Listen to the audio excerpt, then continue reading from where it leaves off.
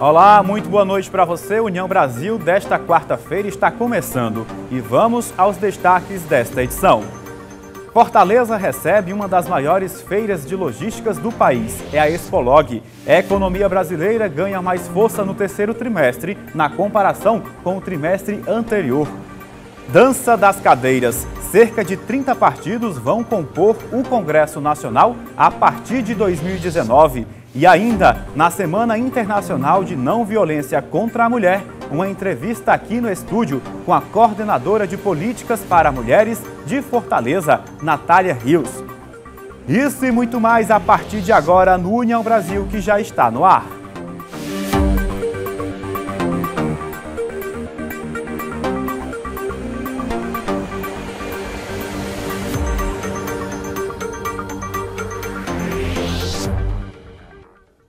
O Brasil não sediará mais a Conferência do Clima da Organização das Nações Unidas, a ONU, em 2019. Segundo nota do Itamaraty, restrições orçamentárias e a transição de governo causaram a desistência de sediar a COP25, como é chamado o encontro que aconteceria em novembro do ano que vem. A conferência discute mudanças climáticas no mundo e como as nações podem trabalhar para melhorar as condições do clima, em especial no trabalho para a redução dos gases de efeito estufa. Na próxima semana, acontecerá a COP24. Segundo o relatório da ONU, para alcançar os objetivos do Acordo de Paris até 2030, os países do G20 devem triplicar seus esforços no controle das emissões de gases no efeito estufa. Ainda de acordo com o documento, apesar de os países não estarem no caminho para cumprir as promessas climáticas, ainda é possível alcançar a meta para limitar o aumento de temperatura em até 2 graus Celsius. Mas, para isso, precisam implementar políticas adicionais para reduzir ainda mais suas emissões de gases de efeito estufa. E mudando de assunto, a economia brasileira ganhou um pouco mais de força no terceiro trimestre, na comparação com o segundo trimestre. Mas a melhora entre os meses de julho a setembro se deve à fraca base de comparação com o trimestre anterior, cujo resultado foi afetado pela greve dos caminhoneiros no final de maio. Apesar da melhoria da confiança de empresários e consumidores, o ritmo de recuperação ainda segue lento e as projeções de avanço mais forte a partir de 2019 estão amplamente ancoradas na expectativa de medidas de ajuste fiscal, como a aprovação de uma reforma na Previdência já no primeiro ano do governo de Jair Bolsonaro. O resultado oficial do Produto Interno Bruto do terceiro trimestre será divulgado sexta-feira pelo IBGE. O intervalo das projeções para o terceiro trimestre varia de 0,3% e 1,1%, segundo o levantamento feito pelo portal de notícias G1. Das 12 consultorias e instituições financeiras consultadas, 7 esperam uma alta entre 0,7% e 0,8% na comparação com o segundo trimestre. O resultado oficial do PIB do terceiro trimestre irá incorporar também os dados revisados das contas nacionais dos últimos 2 anos, o que sempre traz um desafio maior para as estimativas feitas pelo mercado. No início do mês, o IBGE divulgou que a retração da economia brasileira em 2016 foi menor de 3,3%, ante 3,5% divulgado anteriormente. O Produto Interno Bruto é a soma de todos os bens e serviços produzidos no país e serve para medir a evolução da economia. Em 2017, o PIB teve uma alta de 1%, após 2 anos consecutivos de retração. No primeiro trimestre, a alta do PIB foi de 0,1% e no segundo trimestre, de 0,2%. A medida do mercado prevê que a economia brasileira irá crescer 1,39% em 2018, segundo a última pesquisa Focus do Banco Central. Em linha com o esperado pelo governo. Para o ano que vem, a expectativa do mercado para a expansão da economia seguiu inalterada em 2,5%. Fortaleza está sediando a Expolog, a Feira Nacional de Logística. Entre os temas abordados estão transporte rodoviário, logística 4.0, conexão entre os portos e as potencialidades do Nordeste. O encontro acontece no Centro de Eventos do Ceará. Você Você sabe o que é logística?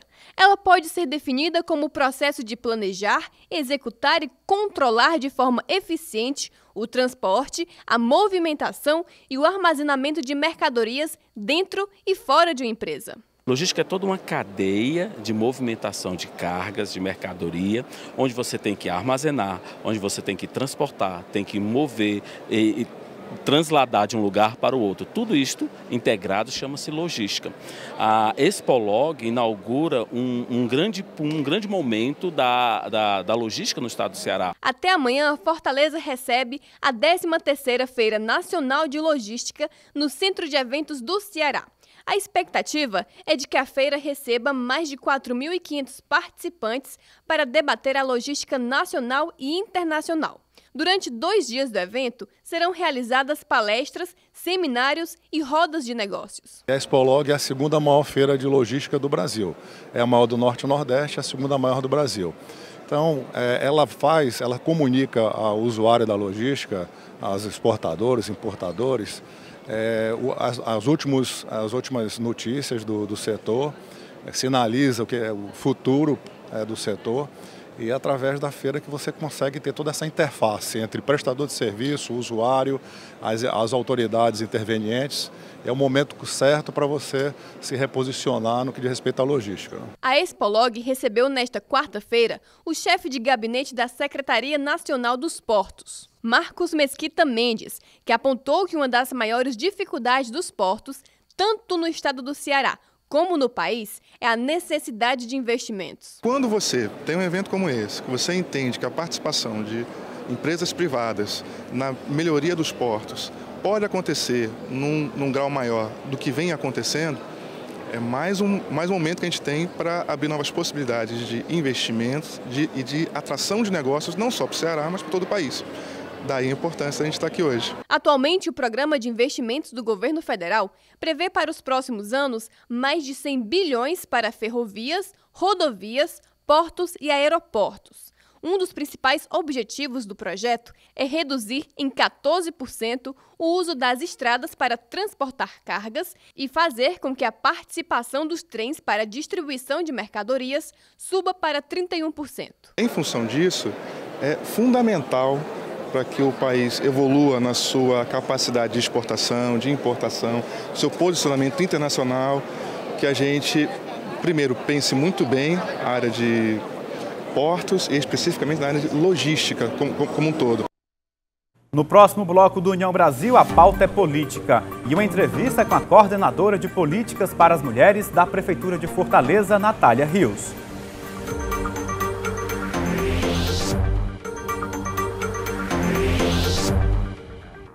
Estamos de volta com União Brasil. Bolsonaro afirma que o número de ministérios pode chegar a 20. Onyx Lorenzoni, atual ministro da Transição, diz que o governo ainda é grande, pesado e lento. Bebiano escala general para fazer pente fino em contratos da comunicação da presidência. Assuntos para a pauta é política. O presidente eleito Jair Bolsonaro afirmou que o número de ministérios pode chegar a 20. Atualmente, existem 29 ministérios e durante a campanha eleitoral, Bolsonaro havia dito que, se eleito, o número de pastas seria reduzido a no máximo 15. Segundo Bolsonaro, a ideia era reduzir à metade o número de ministérios, mas em razão, abre aspas, da funcionalidade, fecha aspas, algumas pastas não perderão status. No início deste mês, o ministro do Planejamento, Esteve Colnago, se reuniu com a equipe de transição e afirmou que a economia de gastos da União com a redução de ministérios não é tão grande do ponto de vista fiscal.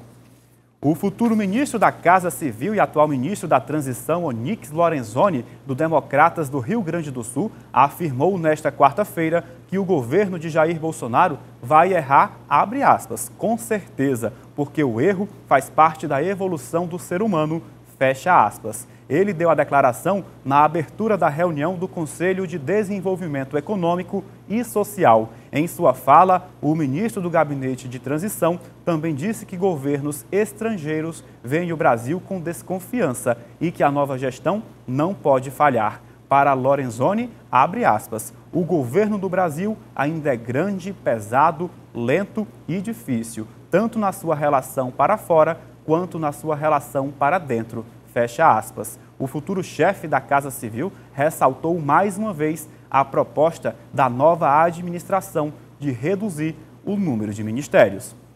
O advogado Gustavo Bebiano, futuro ministro da Secretaria-Geral da Presidência do governo Bolsonaro, escalou o general Floriano Peixoto Vieira Neto para fazer um pente fino em possíveis fraudes em contratos da Secretaria da Comunicação Social da Presidência. A SECOM será subordinada a Bebiano. Outra tarefa da pasta será a modernização do Estado. Bebiano havia escalado outro general, o Santa Rosa, para ajudá-lo com o Programa de Parcerias de Investimentos, o PPI. Mas essas atribuições passarão ao general Santos Cruz, futuro ministro da Secretaria de Governo. E cresceu o número de partidos com representação na Câmara dos Deputados a partir de 2019. A convite do União Brasil, especialistas analisaram o cenário que espera o governo Bolsonaro no Congresso Nacional. Nos últimos 30 anos, nunca se elegeu tantos representantes de partidos diferentes para o Legislativo.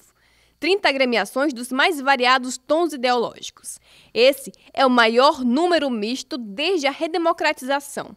Para analistas políticos, o presidente eleito Jair Bolsonaro tem pela frente um desafio, a governabilidade, visto que o seu partido, PSL, tem apenas 10% de representatividade entre os deputados. No Senado, são apenas 4 eleitos. Historicamente, no Brasil, essa relação que foi construída entre o Executivo e o Legislativo, na tentativa de formação de uma base legislativa, que passa pela cooptação, com oferecimento de ministérios, de cargos no governo, cargos de segundo escalão. Se eu não tenho o Congresso, eu vou procurar no povo, o povo como elemento do Estado, eu vou procurar o apoio do povo para forçar indiretamente aos congressistas a votar nas pautas que melhor provém ao governo federal. Essa é a única saída que tem. No pleito deste ano foram eleitos representantes de 30 partidos políticos, mas nem todas as legendas que elegeram deputados atingiram a chamada cláusula de desempenho,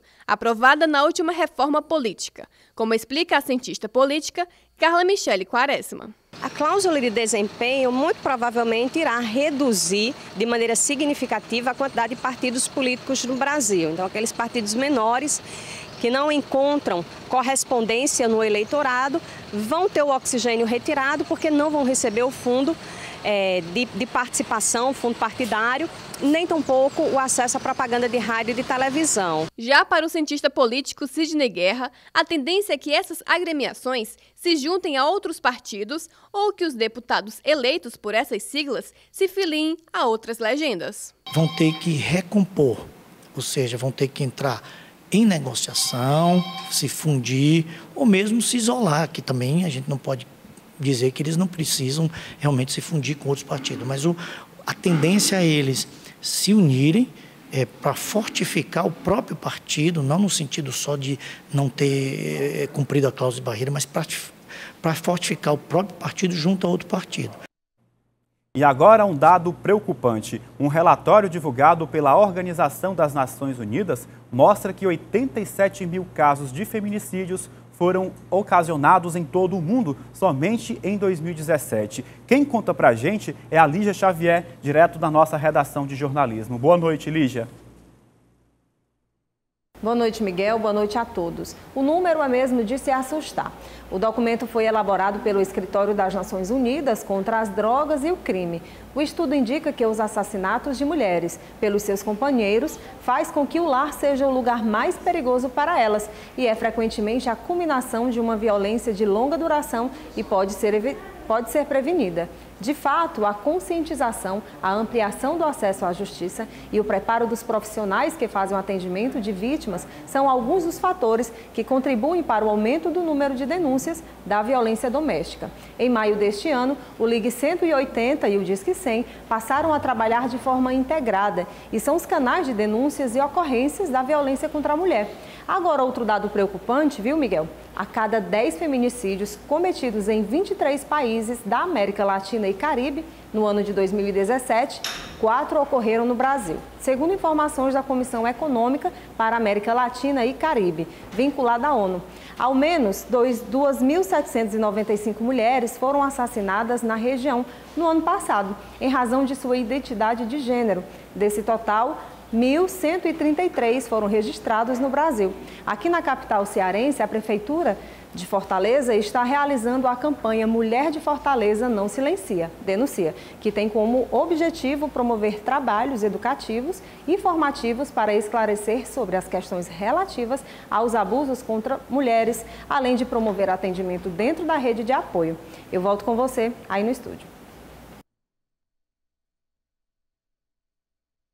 E ainda falando sobre essa questão, estamos na Semana Internacional da Não Violência contra a Mulher. E pensando nisso, a Prefeitura de Fortaleza está realizando a campanha Mulher de Fortaleza Não Silencia, Denuncia, que tem como objetivo promover trabalhos educativos para esclarecer sobre as questões relativas aos abusos contra mulheres, além de promover atendimento dentro da rede de apoio. E é isso que nós vamos conversar agora, aqui no estúdio, com a Natália Rios, coordenadora de políticas para as mulheres da Prefeitura da capital. Boa noite, Natália. Seja muito bem-vinda à União Brasil. Boa noite, Miguel. Eu agradeço o convite. Natália, para começar, a programação é extensa, né, em diversos pontos da nossa cidade. Sim, são 16 dias de ativismo.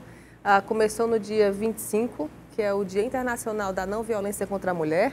Como caiu no domingo, nossas atividades começaram no dia 26, nessa segunda, na segunda que passou.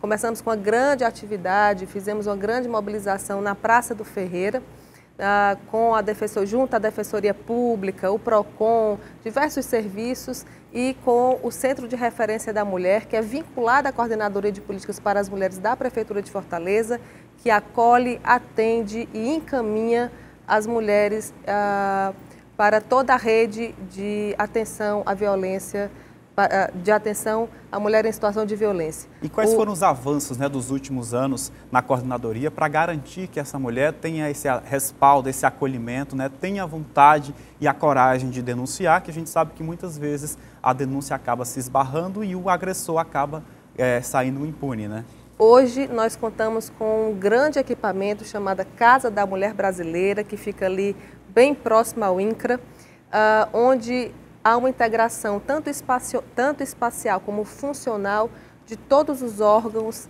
e entidades que compõem a rede de atenção à mulher. Contamos com o Centro de Referência da Mulher, que é o serviço vinculado à coordenadoria, que é a grande porta de entrada dessa rede. Contamos com a Defensoria Pública, com o Juizado, com a Promotoria Pública, em que todos esses órgãos juntos, o Ministério Público, com a Promotoria, todos esses órgãos juntos e integrados funcionalmente, a gente consegue ampliar essa rede de atendimento e torná-la mais efetiva.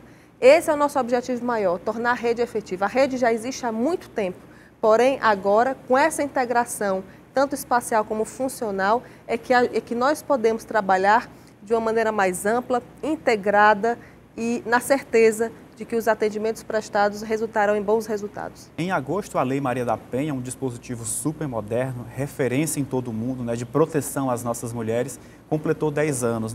Qual o balanço que a gente pode fazer dessa uma década de legislação? É mais de uma década, tá? Acho que foram 12 anos de Lei Maria da Penha, mais de uma década. Houve vários avanços, A Lei Maria da Penha é o grande marco legal da proteção à mulher. Na Lei Maria da Penha não se trata só da proteção à mulher, não se trata só da punição ao agressor, mas da prevenção à punição. Isso nós consideramos muito relevante. A lei é ampla, extensa, muito rica e contempla todas essas questões de punição e, sobretudo, de prevenção à violência, que é o nosso grande foco hoje, não só punir, mas trabalhar no sentido de prevenir. E a denúncia é muito importante, Natália? Mesmo que seja a pessoa que está sendo vítima ou um terceiro que também pode ajudar aquela vítima a sair dessa situação de violência. Não, sem dúvida. A denúncia ela é muito importante, inclusive nós fazemos um trabalho de estimulação da denúncia, porque o mais importante é que nós possamos promover o diálogo, não é, para que a questão da violência familiar e doméstica se torne uma questão pública e não privada. Na medida em que se discute a violência doméstica em diversos espaços, em diversas esferas e a partir de vários ângulos de visão, nós podemos tornar essa questão uma questão pública e isso estimular sim a denúncia, estimular que as mulheres se sintam na liberdade de denunciar os seus agressores, até porque uma vida livre de violência é um direito de todos e de todas. Em Fortaleza, a mulher não silencia, denuncia. Essa é a campanha. Essa é a nossa campanha. Mulher não silencia, denuncia. Quais são os canais para denúncias? Existem vários canais para denúncias. Nós contamos hoje com o Centro de Referência da Mulher, que é esse centro que é vinculado à coordenadoria, que fica na Casa da Mulher Brasileira. A orientação é que as mulheres vítimas de agressão procurem diretamente a Casa da Mulher Brasileira, onde serão muito bem atendidas, recebidas e receberão todas as orientações necessárias para transitar em toda a rede de atenção à violência contra a mulher. Natália, só para concluir, em 2018, o Supremo Tribunal Federal julgou o caso de feminicídio de número 1000. É um avanço na lei também fazer valer, já que as mulheres não podem mais falar, porque já partiram, perderam a vida para a violência e, na maioria dos casos, o agressor está dentro de casa, é o ex-companheiro. Né? Sem dúvida. Na medida em que a tipificação do crime, enquanto feminicídio e não apenas como um homicídio comum, o feminicídio ele toma uma dimensão mais ampla, e abre-se mais espaços para discussão e averiguação dos casos. A questão da tipificação do crime foi de grande relevância, é de grande relevância, e essa lei, sem sombra de dúvida, como a Lei Maria da Penha, foi um grande marco, é um grande marco na nossa legislação. Natália, muito obrigado pela sua participação aqui no União Brasil. E no próximo bloco, a gente continua com o União Brasil, porque tem o nosso noticiário internacional.